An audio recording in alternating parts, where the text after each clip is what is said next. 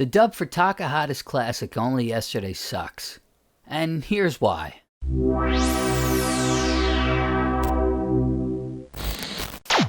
Now don't get me wrong, I'm happy this dub exists. Or more specifically, I'm happy this film was even localized for the American market.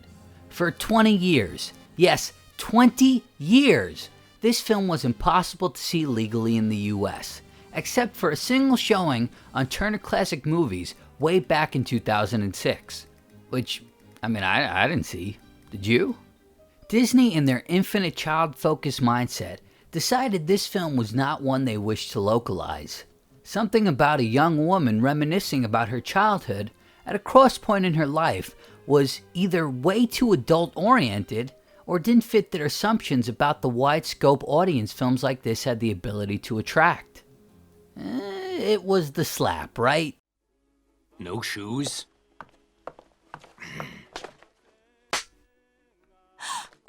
Stop that. Please stop. God forbid a child see an animated child get slapped. Now the straight up murder of a parent, that's fine. At least Mufasa didn't get that 5-finger kablam. This was also an issue with the admittedly pretty bloody, but undisputed masterpiece Princess Mononoke, which dub was actually handed off to Miramax, a subdivision of Disney known for their much more adult independent films. After a bit of research, I found out the reason this film was never localized was because of menstruation? You mean that short scene when the girls start getting their periods? That was the problem.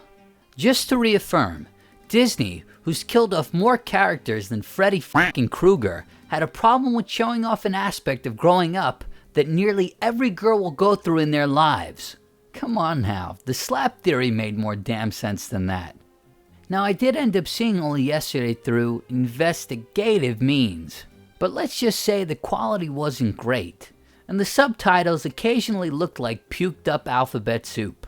So like many fans, I waited for the day this film would finally get the respect it rightfully deserved. And then it finally happened. And to tell you I was excited is an understatement. I could finally watch this film properly with A-list celebrities like Daisy Ridley and Dev Patel providing the voices for these great characters. I pre-ordered the film immediately and watched it as soon as it arrived. And, it wasn't good. For two pretty distracting reasons. Now with Daisy, who plays the main character Tycho, it's easier to understand. She's an English actress putting on a not-so-great American accent. Think Dick Van Dyke in Mary Poppins, but like the opposite. Okay, here then. Let me give you an example. One of my friends was just average in school, but she could flip a numerator like that. I think people who understood that saw life more clearly. So because of that, her dialogue comes off as stilted a lot of the time. She has this unnatural cadence that totally throws off the believability of her performance. I just saw someone, like it was only yesterday. Abe. He was the new kid at school.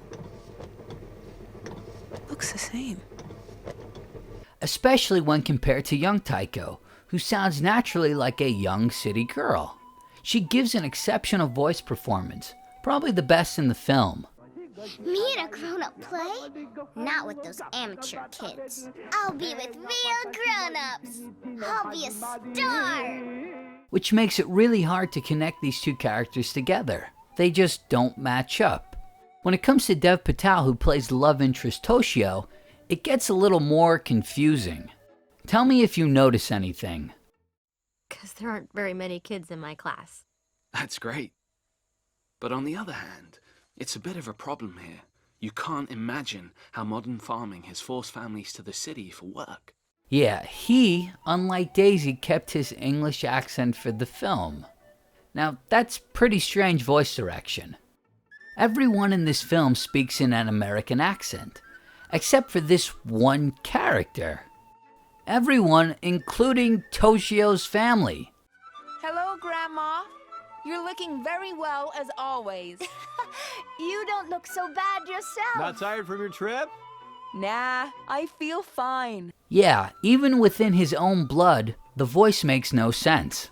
I mean, what happened? Did they ask him to attempt an American accent and he just said no?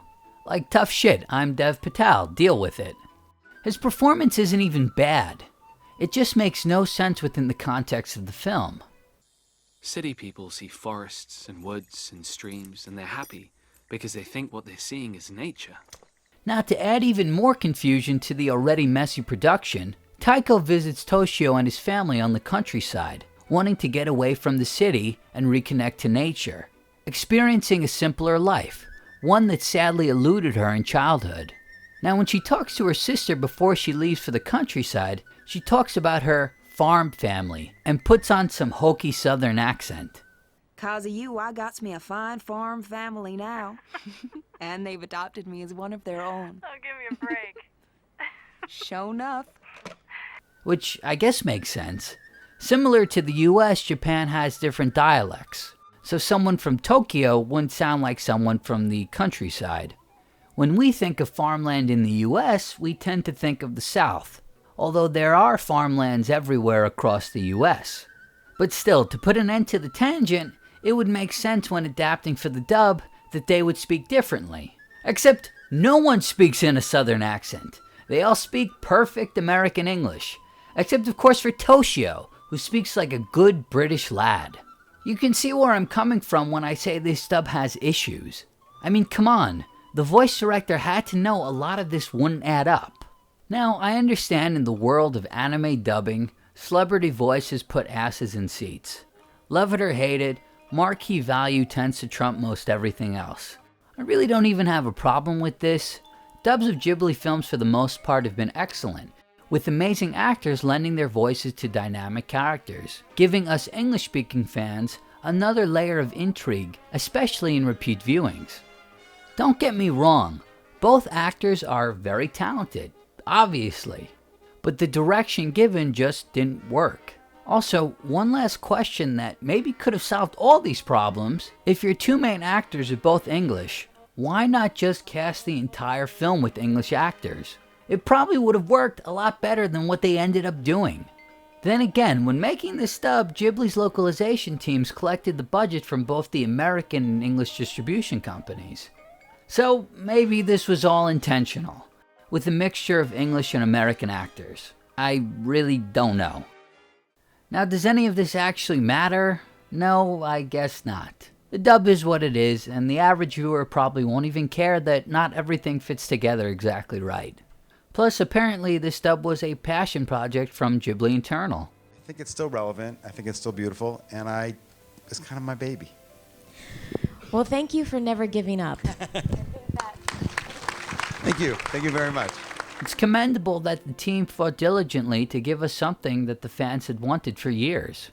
It's just as someone who loved this film, I wish a little more care was given to something I had waited for so long. Even as the dub the way it is, I'm telling you to watch this film. It stands as a pillar of Takahata's legacy and taps into the melancholy nostalgia of childhood, showing all we inherit from the memories which shaped us into the people we are today.